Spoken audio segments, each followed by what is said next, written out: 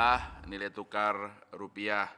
Nilai tukar rupiah, alhamdulillah sore siang ini, alhamdulillah sudah tembus di bawah 14.000. Alhamdulillah ini adalah rahmat Allah Subhanahu wa taala, Tuhan yang Maha Kuasa bagi kita semua, bagi masyarakat kita, bagi ekonomi Indonesia, bagi bangsa Indonesia, bahwa nilai tukar rupiah alhamdulillah hari ini tembus sudah di bawah 14.000.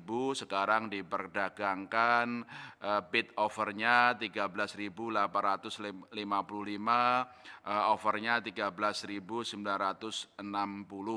Itu alhamdulillah itu terus melakukan menunjukkan penguatan sejalan dengan pandangan-pandangan kami bahwa nilai tukar bahkan untuk hari ini pun itu masih kami pandang masih under value, sehingga kedepannya masih berpotensi menguat.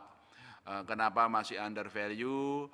Dari perhitungannya inflasi kita rendah, kemudian juga defisit transaksi berjalan itu rendah, dan juga perbedaan suku bunga luar dan dalam negeri yang tinggi, dan tentu saja premi risiko untuk Indonesia yang meskipun sudah menurun tapi belum kembali kepada posisi sebelum COVID-19.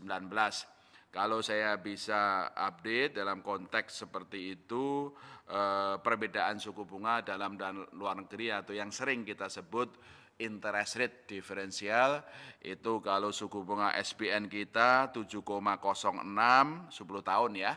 Kalau suku bunga US Treasury Bond itu 10 tahun 0,8, berarti kan perbedaannya 6,2%. 6,2% itu perbedaan suku bunganya tinggi, dan itu sebagai salah satu yang sering kita sampaikan bahwa imbal hasil investasi aset keuangan Indonesia khususnya SBN itu masih tinggi. Itu indikator, salah satu indikatornya.